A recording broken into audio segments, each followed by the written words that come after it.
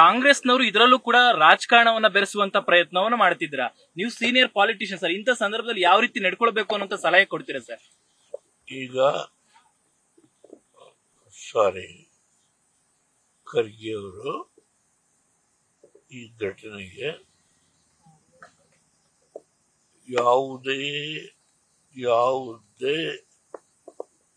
ಒಂದು ಕೊಂಕಿಲ್ದೇನೆ ನಾವು ಸಂಪೂರ್ಣವಾಗಿ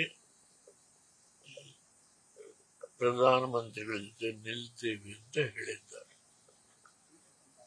ಅವರು ಕಾಂಗ್ರೆಸ್ ಪಕ್ಷದ ಅಧ್ಯಕ್ಷರು.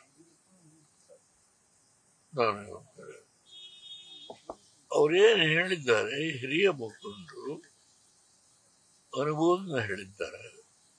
ಆದ್ರಿಂದ ಕಾಂಗ್ರೆಸ್ನ ವರಿಷ್ಠರಾಗಿ ಅವ್ರು ಏನು ಮಾತಾಡಿದ್ದಾರೆ ಅದಕ್ಕೆ ಬೆಲೆ ಹೆಚ್ಚು.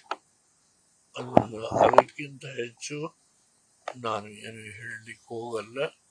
ಕಾಂಗ್ರೆಸ್ದು ಇವತ್ತು ಸಹಕಾರ ಇದೆ. ನ್ಯೂಸ್ ಫಸ್ಟ್, ನಿರ್ಭೀತಿಯಿಂದ ನಿಮ್ಮ ಪರವಾಗಿ.